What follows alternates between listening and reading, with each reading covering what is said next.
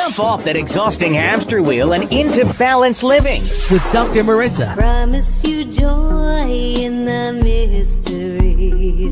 Dr. Marissa, also known as the Asian Oprah. Her mission, to be a beneficial presence on the planet. Her purpose, to be your personal advocate to live, laugh, love, learn. Her life motto, don't die wondering. Take back your life with Dr. Marissa Pay. And welcome. You're tuned into Take My Advice. I'm not using it. Get balanced with Dr. Marissa, the morning show here on KCAA, AM 1050, FM 102.3, FM 106.5, and streaming everywhere. iHeartRadio, iTunes, Stitcher, Spreaker, Amazon Music, iHeartRadio, you name it, I'm there because I'm on a happy 88 mission. 88 million more happy people in the next 8 years. So I have guests and topics and shows to that end. If you missed any of my past, let's see, Layla Ali was here. I had Corey Feldman talking about the secret of life. I had Fran Drescher talking about how to reduce your risk of cancer. All 500 and I believe we're on 514 today. Shows are on my YouTube channel. Please free subscribe and enjoy them there because I want to balance out all of the bad news that's out there. All of the negative, if it bleeds, it leads, all of the horrific things that you scroll through in the morning and then end up saying, the world's going to hell in a handbasket. That's not true. The world does not suck. There are good people on the planet. There are good things going on. And today I have proof. I have a woman coming on now. She's been a friend for a dozen years. You'll recognize her from TV. She's done a lot of things that every time I turn on, I'm like, oh, there's Tiwana. So it's so much of a blessing. This is her third time back. You may remember her singing Happy Birthday to me earlier this week. I would love to have you applaud in one of my special friends. Her name is Tiwana Floyd. Welcome to the studio again. So, hi. Again. And I'm so glad that you're here. We're going to talk about something instead of a show about nothing. Okay. And you asked me what the topic was, and I was going to, no holds barred. We're going to just talk about anything that comes to our head and heart. You may remember Tiwana from my show about Leos and Leo's rising, which she is, with an astrologer, Rachel Blisson, who gave me this life-changing, shattering news about why I am just going to always want to be in front or on camera because I'm a Leo and 5 planets. But she's here today to help me make sense, if we can, out of what's going on in the world and how we can all kind of take a little step and still have a good time in life. That's the topic I want to address, but I want you to address anything you want to, anything that tickles your fancy. So just introduce yourself first, because I know you've been doing what you're doing for a long time, and maybe a little bit about how you got into acting, maybe the benefits and the consequences of it, and where people may have seen you. Yeah. Hello, everyone. Yes, I'm Tiwana Floyd. I am a native New Yorker from the Bronx, and I've been in LA for a good 15 years now. So I'm part of both worlds, but I'm always going to be a New Yorker. And I moved here to act on television. That was my whole purpose of moving to LA, because in New York at the time, I believe we had maybe 3 television shows, and all of them were Law and Order. And there's nothing wrong with that because I love Law and Order. But there was so much more happening here in LA. So then I moved here in September 2005 for television. And my focus, my sole focus when I first moved here was to be a commercial actor, because lots of times, most of the time, actors have to have open availability to be able to audition, if you book a role, to be available to shoot whatever show, episode, film, theater there is. So by having financial autonomy, commercials was the route that I wanted to go. So, and I love commercials. I have a background in marketing and advertising because I went to FIT in New York City for advertising and communications, advertising and marketing. And yeah, so since I moved to LA in 2005, here we are 16 years later, I have booked 30 plus national commercials. So putting all of my focus in that really helped. But there was one determining factor that really helped me, and that was recognizing as commercials started to go more subtle humor, was having a background in comedy. And I had taken a class with a commercial teacher, and he said, sometimes I can't bring actors in if they don't have improv training. And I thought, oh my goodness, I'm missing out on opportunities. So I enrolled at Second City Hollywood, and that was back in 2011. And I've been a part of that community ever since, whether I was doing improv or sketch comedy. I graduated from the conservatory, which is all improv. It's like two-year program. Then you write and create your own show. And then I graduated from the directing program. And right before the pandemic hit, I was actually in a show. But since that happened and the pandemic hit and everybody was dealing with highs and lows of emotions, creativity was the one thing I think that the world was tapping into, whether that was music, television, arts, entertainment. So much was accessible to us because of now we were video conferencing things and more connected. So I reached out to, well, let me go back. Right in 2019, what were you going to say? I was going to say that connection is one of the things I call hashtag COVID silver lining. So absolutely. As bad as the pandemic has been, I mean, isn't it wonderful that people are more connected across the world than we ever have been, right? Absolutely. That and being able to learn things on the computer and the internet is such a blessing. That's why people aren't going back to work if their employer doesn't have a hybrid way of connecting. I don't want us to go back to, normal. Right. Yeah, because that normal was extremely stressful. 2 hours to get to your job. Hello, 2 hours to drive back. I'm glad to see that people aren't doing that anymore.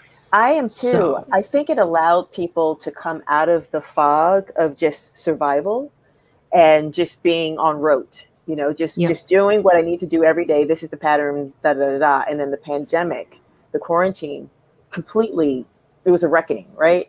And so then that allowed people first, it's like, what do I do? How long are we doing this?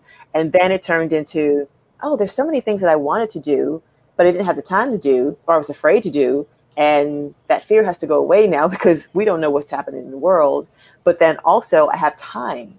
And so many universities were offering free training, Harvard, Yale, NYU, so many universities were offering, free training. So like you said, there's so many job openings now because people have started their own businesses. Yeah.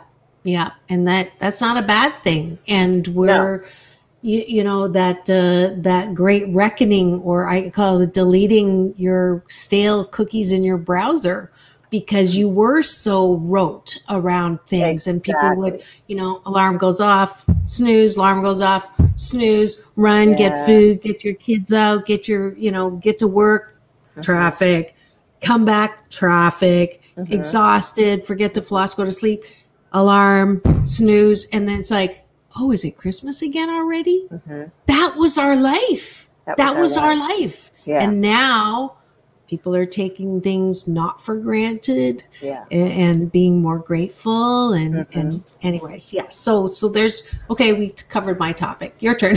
Well, yeah, I mean, because all of this is that I'm going to talk about like ties into all of that. I mean, if we're thinking about parents who had to start to homeschool their kids, that was a whole nother dynamic because I have so many friends that were dealing with that.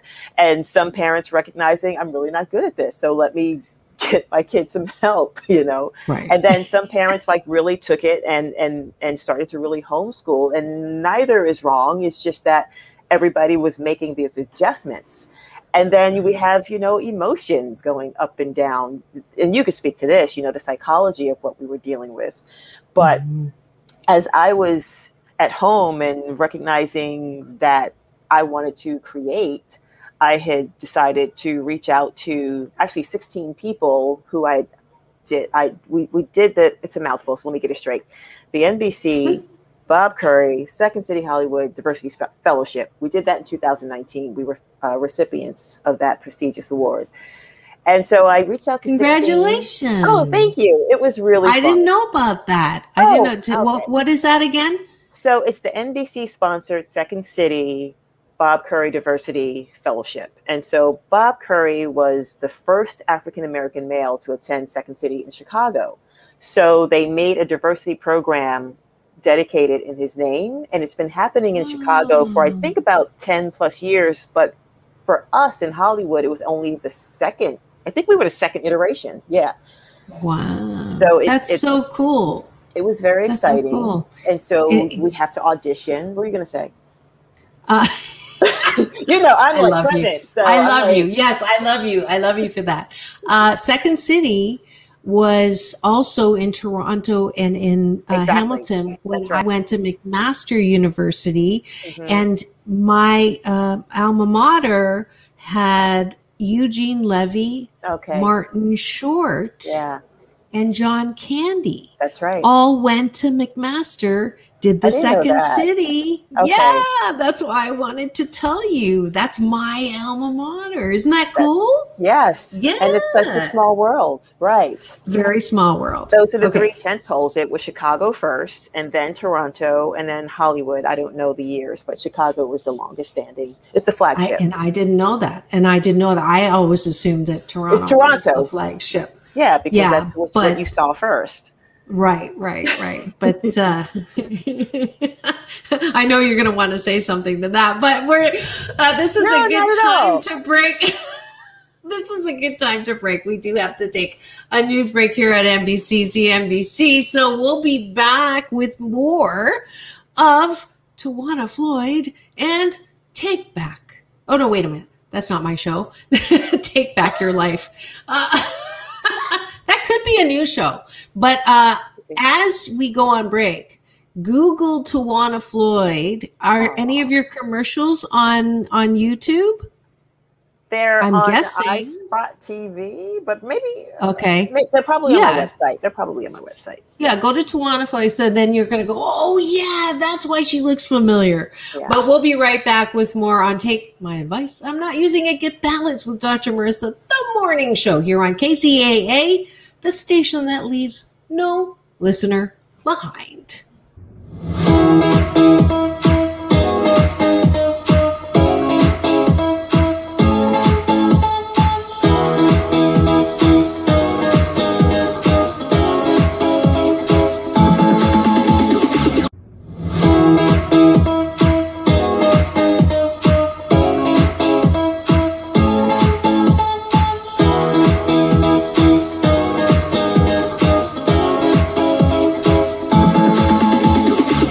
And we're back. You're tuned into Take My Advice.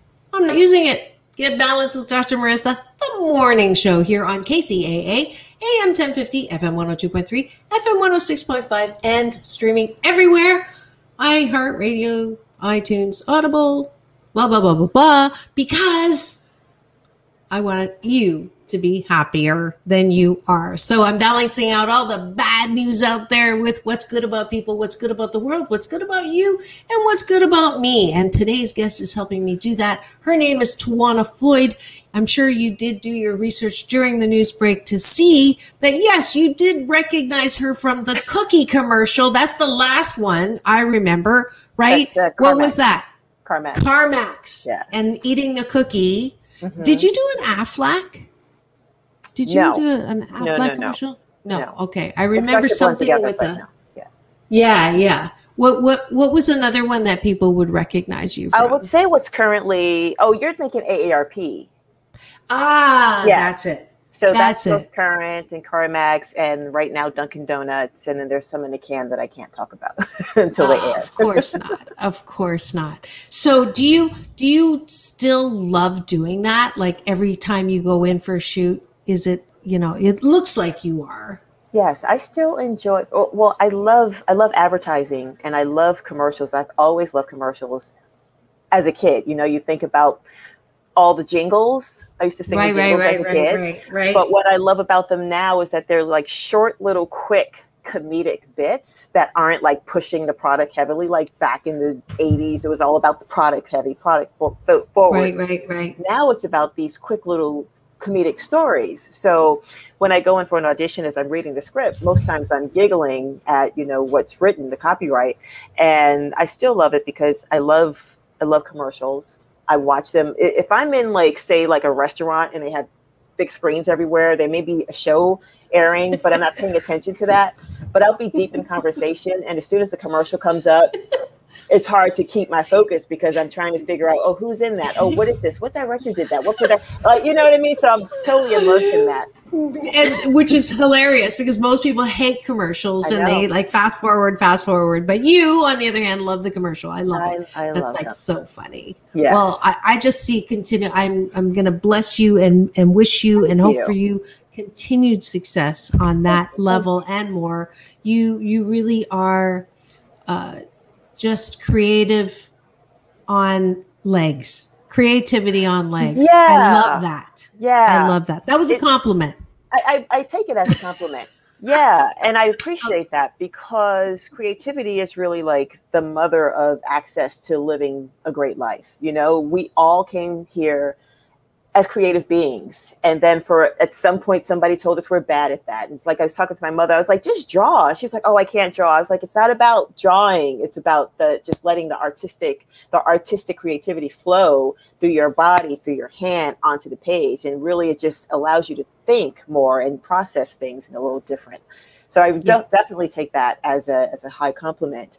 And one of the things that I did during the pandemic because creativity was a little thwarted for me. So I reached out to 16 people and said, hey, would you guys be interested in doing a TikTok challenge? And so 9 of them said yes. We jumped on a Zoom and then we started talking. And one of the guys, Bobby, said, oh my God, improv is so bad on Zoom because of latency. So it's like you start to do a story and then all of a sudden Zoom would crash or whatever.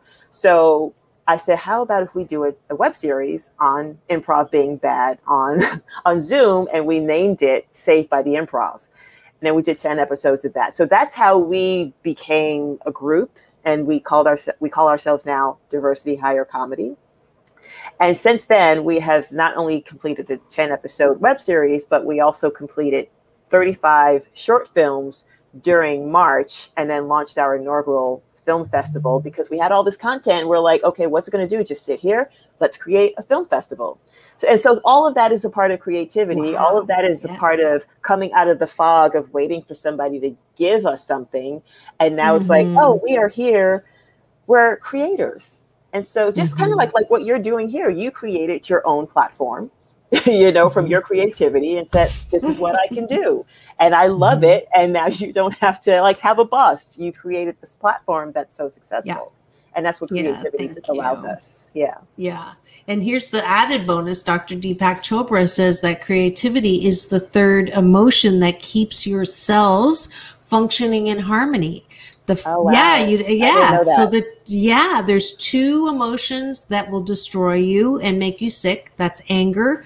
Oops, I almost did the third finger. Anger and hostility. Oh, all right. Okay. Yeah. And 3 emotions that keep your cells happy and functioning. Love, which everybody knows.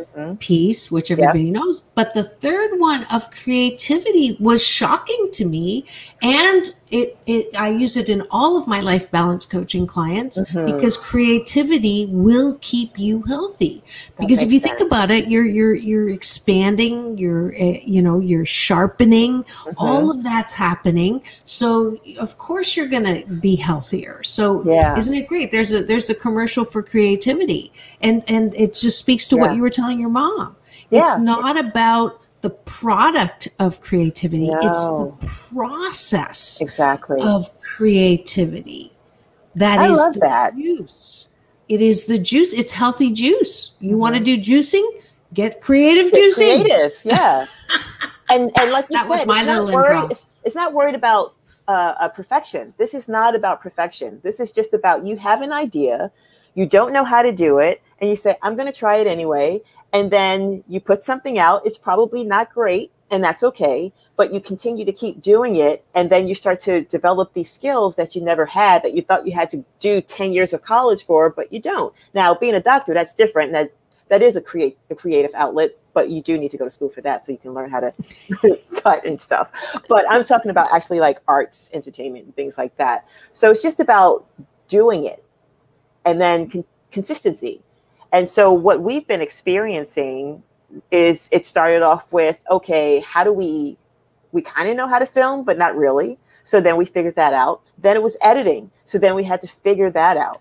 And so in order for me to get them on board, I said, well, how about I shoot the first one and edit the first one? And then every time somebody pitches an idea, they become the director, the filmer, and the editor. And so that's how it started. And before we knew it, we couldn't believe the skills that we had possessed and had increased and fostered just by trial and error.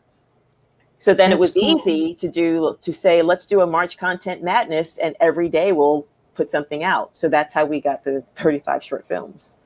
That's amazing. I didn't even know about that. See, that's why I have to have you on the show, so we're current with what the heck we're doing.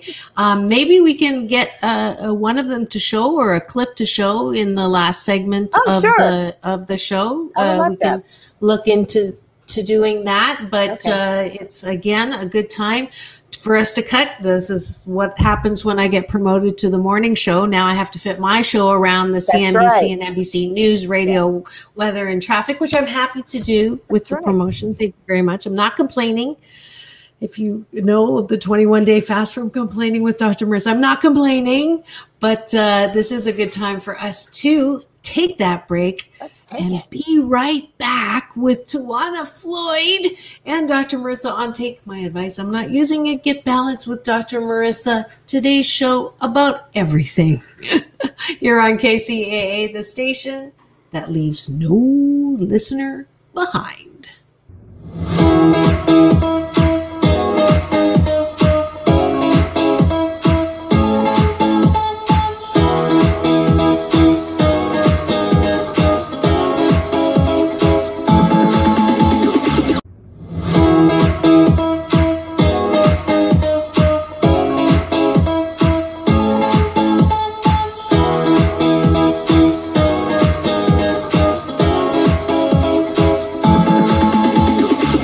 Take back your life with Dr. Marissa Pay. And welcome back. You are tuned into Take My Advice. I'm not using it. Get balanced with Dr. Marissa, the morning show, here on KCAA, AM 1050, FM 102.3, FM 106.5, and streaming everywhere, all major platforms, because this is a show about hope and happiness that I can splatter all over you so you can start your day not in such a bad mood after scrolling through the news. Instead, I want you to focus on what's right about people, what's right about the world, what's right about you, and what's right about me. And to help me do that this morning is actress and comedian, or sorry, you called yourself actor. We're going to talk about that in a second. Comedian, comedy maker, improv, and friend at the bottom of that list. But she's here talking to us about everything with me. And we just covered creativity as a valuable life tool to help us both emotionally and physically. So I know I recognized you from the commercials. Okay. The CarMax one and the AARP, but you're also acting in, like, you've been in episodes of, there was a cop show I remember because you came to rehearsal in a weird looking something or another. So you've been acting too. Talk to me about acting. Okay. Yeah. Oh, all right. Well, let's just say this. So right now, commercially, there's the 3 spots running. So there's CarMax, AARP, and there's 2 that aren't running that I can't talk about yet. But I almost slipped up. Yep. But yeah, so basically my training, it started just like any other actor. It's like classically trained. So it's Shakespeare, it's contemporary playwrights, there's Meisner, there's Uta Hagen, there's all these different kind of like icons of technique. And that is great because I love drama equally as much as I love comedy. But once I started doing comedy, once I started doing improv and practicing it and learning it, that's where my skill as an actor really heightened. I actually think that improv should be like pretty much like a life course because it teaches you to say yes and then and. So yes and. So you say yes and then you add to whatever somebody gave you. So you never decline what's the gift that somebody's giving you in terms of a statement that they made. You accept it and then you add to that. So imagine how great life would be if we would just like accept that and then add to it for the most part.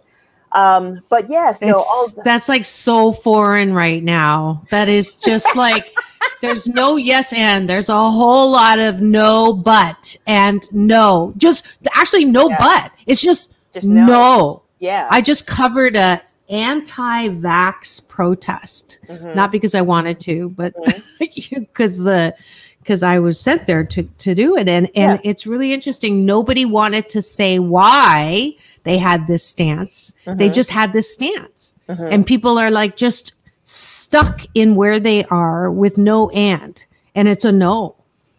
So I totally agree with you. I think it would be wonderful if everybody had to take improv because I love that. Yes and. Yes and. Yes and. There's a great movie that Jim Carrey did called Yes Man. And it's the same type of concept. So basically everything that he has to do in this film is say yes to something. And by virtue of him saying yes to everything, his opportunities and experiences expand because he's open to receiving more, as opposed to prior to taking that pact, he would say no, and then he would cut off opportunity. Interesting. So there's a life lesson in this. There's a life lesson in this. And I think that the same thing holds true for improv. So so I perform in commercials because they are my love and they also sustain me. They give me, they allow me to earn an affordable living and get my pension and health. But my desires, like I said earlier, was moving to LA to be on television and film. And I do both. I do drama and I also do multicam and sitcom. But my ultimate goal, this is just coming to me right now, like Cicely Tyson, her dream for many, many years, she would tell her agent, get me my trip to Bountiful. And many, many years, she finally got it not only in film, but also on Broadway and won a Tony for it. So my calling in is to play an oracle similar to that of in the Matrix films, because I want to impart information that can help someone make a choice about their life based on knowledge that I have, but I can't give them all of the information.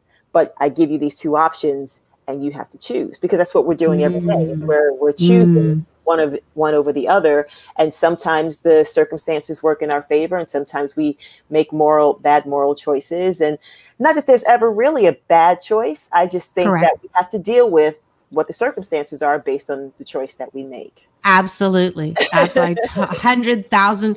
That's what I keep you. I'm doing what your role is. Right.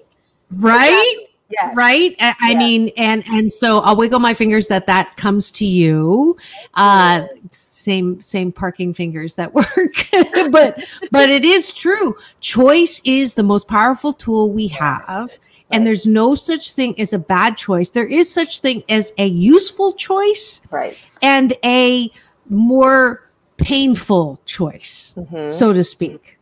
So that's always our choice. But it's funny because I was going to ask you, like, what are some of the skills that people don't understand or maybe have some misnomers about acting that totally they can develop? Because I think that your determination to learn, your openness to learn, your desire for more, right?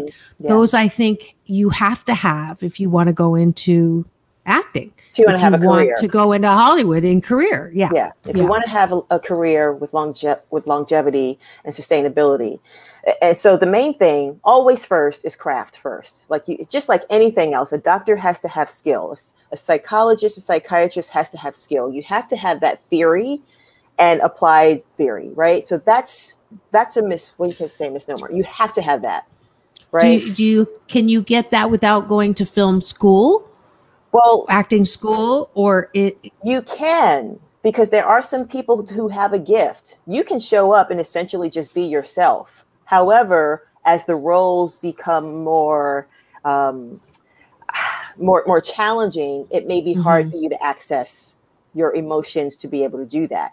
But to answer your question, really what a lot of actors don't pay attention to is the fact that this is a business. It's a business first. So people come in and they're not empowered or paying attention to all of the steps and all of the things that we have to do. We're essentially, an actor is in sales. That's what we do. We sell ourselves. We sell the type of roles that we play. And then we have to remind people that we exist. And if you're an actor who has qualms about sharing who you are, it's going to be hard for you to succeed, because then you're essentially just waiting for somebody to come and find you. And there's just too many people in this industry for somebody to come find you. Now, does it happen? Sure. But those percentages are very small. So then the business of acting, which actually I coach this, I coach at an acting studio, but it's the business of acting is paying attention to what your materials are, the stories that you want to tell, because this industry is quick to tell people how they should be. And then we kind of don't know what to do with that. And then we spend a lot of time spiraling out.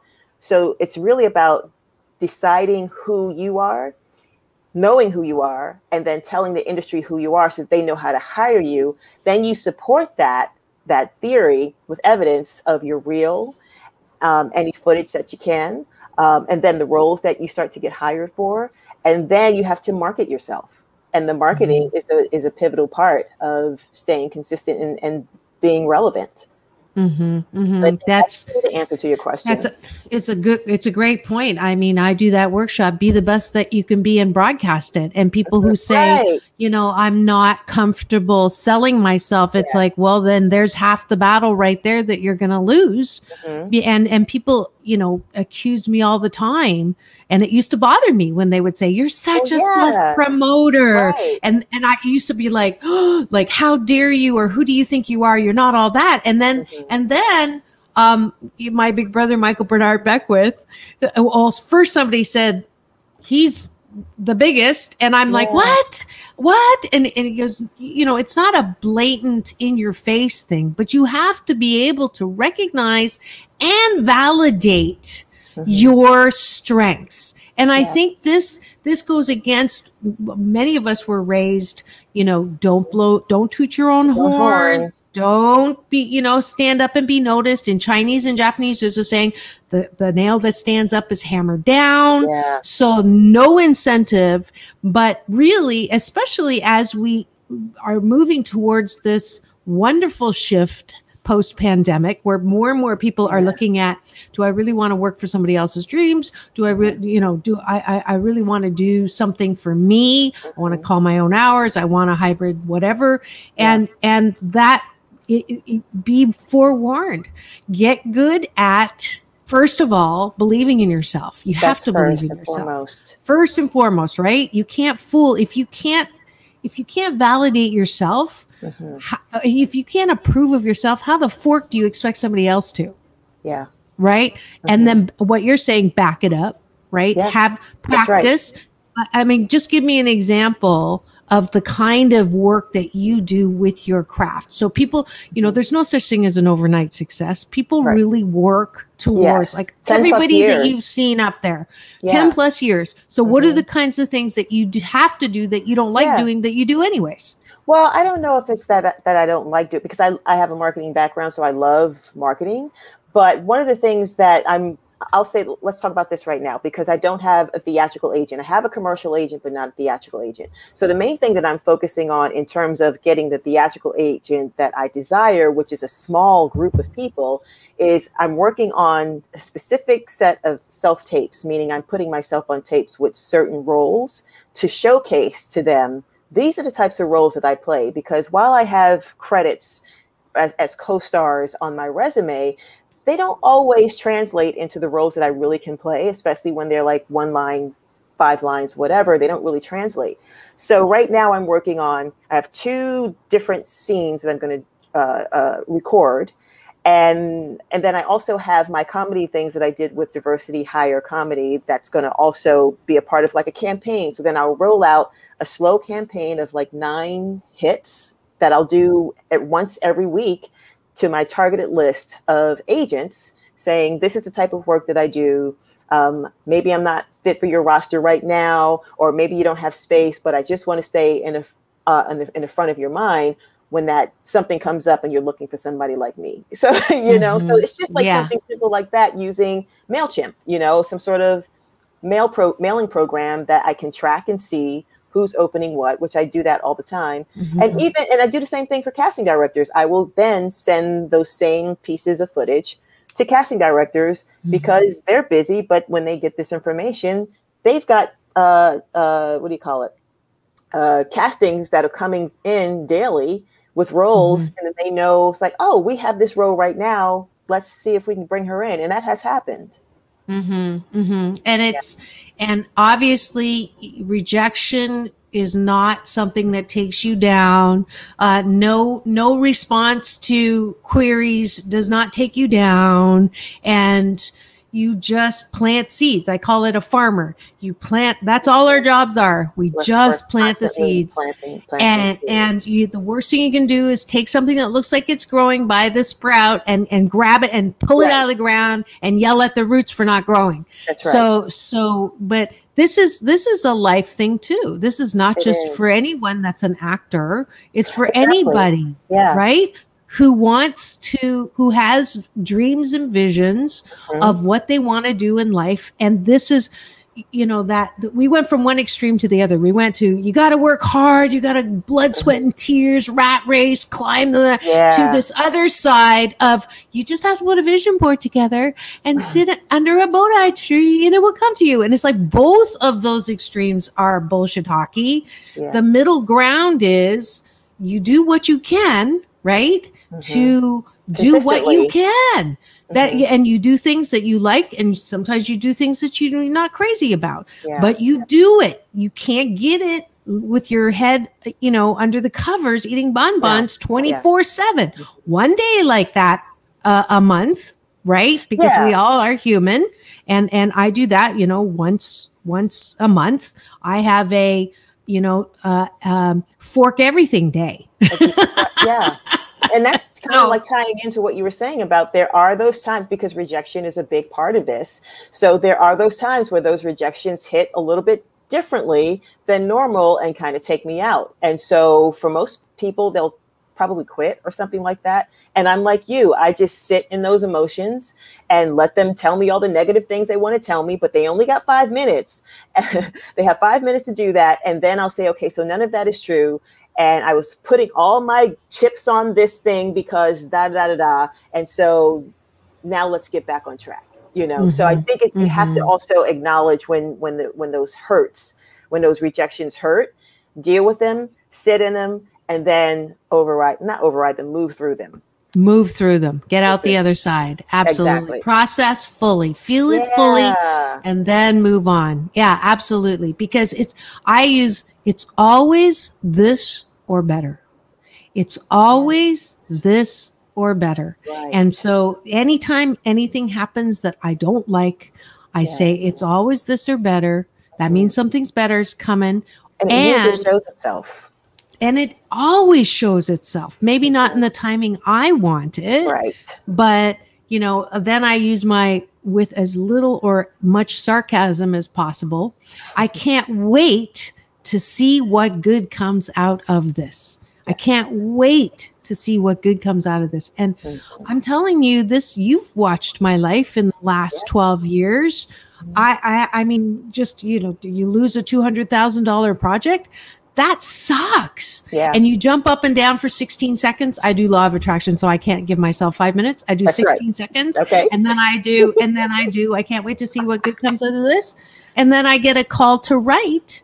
And next thing you know, I have a best-selling book. Hello. Yeah. That's right. So that's, it's always, and so Tiwana and I are preaching to the choir, we know, but if you're listening and you are sitting in dejection, rejection, what are some other good words that are shun words? Trajection, Sometimes shame, spiral, sometimes shame and guilt. Shame, guilt, regret, right? Yep. Envy, all of those low-lying, you know, emotions feelings. and vibrations. Yeah, that you can start the day over at any time. So right now, Tiwana and I are going to take a breath, and we're all going to reset. Ready? And we start the day over, even though we didn't have to start the day over. Well, we kind of did. We did. But that's another show. So here's a question about comedy. How do you not just break out laughing when you're doing it yourself? I mean, that's why people have said I'm funny. And I actually was married to a man. My husband told me I was not funny every single day of my life. Right. And so I have thought about, you know, trying some improv and doing something, because I love to laugh. But I know that one of the reasons why I couldn't do it is I'd be laughing my forking ass off at myself or at the situation. So how do you keep from that? We're not always successful, but part of the training is to really hold the position and allow the audience to give the laugh. And not everything that we do that we think is funny, the audience may not find it funny. So it's kind of like indulgent to do that. But there are like notorious laughers. So like Jimmy Fallon, when he was on Saturday Night Live, we call it breaking. He would always break, and it was my favorite thing. I always watched him just to see him. He couldn't hold it in. But it's just like anything else. You're just telling a story. And I think with sketch is because it's written, so we know what the humor is going to be. But when it's improv, we don't know what somebody's going to say. So there's more breaking during improv, even in front of a live audience, than there is with sketch. Although sometimes, like Carol Burnett, Tim Conway they would rehearse it one way. And then when they came to shoot it, he would be in his trailer thinking of heightening the humor. So then he would throw new things at them that they didn't see in rehearsal. So you'll see a lot of times any episode with him, people are breaking because he's throwing in new comedic bits that they didn't rehearse. So he would do that on purpose. Right. Oh my God. Well, that's what Robin Williams is famous for. Yep. Right? Like I read something about, you know, in Mork and Mindy, when they were taping that, it was just 80% or above was improv. And so people were absolutely, and speaking of Robin Williams, so I know you can't talk on behalf of all comedians, right. But help me understand the seeming reality of the BS belief system that really great actors and comedians come from this really dark place emotionally, which makes them on one hand amazingly, incredibly talented and successful actors and comedians, and yet it comes from this dark, sad, and ultimately like life-consuming, literally, end. So speak to me about that. Yeah, I think about that often because my background, I'm fortunate where I had a lovely upbringing. And I've listened to Ellen DeGeneres speak about it. I've listened to Robin Williams. I've listened to the tormented souls who have had those backgrounds and had to use humor to survive. And so one of the things that I can attribute it to is any performer who is really invested in the craft is uber observant, what I call perspicacious. That's what I call myself. We see things deeper than the average eye. We feel deeper than most people will allow themselves to, because we have to have access to our emotions. And because we have to have access to our emotions, we're pretty raw. So even though we have a mask on, like for Robin Williams, his mask was humor, but we're always really raw and very sensitive people, and can feel like empathetic. So if I think about, if you're constantly, I'll just speak for myself. If I'm constantly in the world, feeling, seeing, witnessing people heartbroken, witnessing people joy, it's just such and it's almost intuitive too, but because there's so much there, we're feeling it, we're seeing it. So now for those, I would say somebody like maybe, and there's levels, right? There's levels to feeling. There's levels to the depth of how much people can feel. So if I think of someone like Robin Williams, when you would see him in drama, he was tapping into those things that caused him to hide with comedy. And there was one film that escapes me right now, but we just recently watched it, and we watched the Q&A afterwards. And they talked about he would do this dark, heavy scene, and then immediately he had to make everybody laugh on set because that was his way of balancing the feelings. So I think for the most part, as any type, and that's not just, actors, that's musicians and, painters, sculptors, whatever. Artists, people who are just open and have to have access to emotions in order to create. We're like live wires. Right. So, I've never heard it. That really makes a lot of sense, because I did hear this statistic, because I used to hate when people would say, "You're so sensitive, quit being so sensitive." I used to hate that. Right. But now I love it, because sensitivity, the studies show it's 100% correlated with creativity. So you're calling me creative, I accept. But that totally makes sense. It's almost like there's a constant assault of drama, assault of raw human emotion. And the only way to dodge that bullet, literally and figuratively, is to use something to protect you with that. Right. And maybe it's the protection that falls apart, that it gives people that I can't take it anymore, and so they take that way out. Right. So interesting. And I believe at that time things were really heavy in the world, and so probably just had enough. Yeah. Well, I know he's in a good place, so I'm not worried so much for that. He's with my dad. They're up there watching something and watching this and cheering us on and laughing at us. So we are out of time, unfortunately. I knew it was going to go by fast. So just in case you want to find Tiwana, if you're a producer and you have heard this and you're ready for her, or you're someone who wants some coaching on both acting or the business of acting, you can find Tiwana at www.tiwanafloyd.com. That's TIWANA, Floyd, like Pink Floyd.com, or on Instagram at Quirkyful. Quirkyful. Because I'm quirky and beautiful. Woohoo! And for that, we get you're quirky and you're beautiful. The last question I always ask my guests is, to who or what are you most grateful for? To who or what? I would have to say my grandmother, because she taught me the one thing, and that has helped me, and it's always to seek knowledge. And not even so much in a university level, but just life, all encompassing, paying attention to the things and that we see and learning.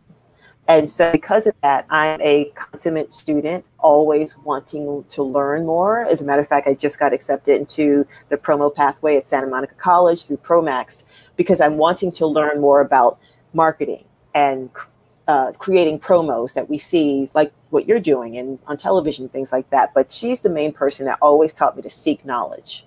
Beautiful. And what was your name? Cindy Floyd.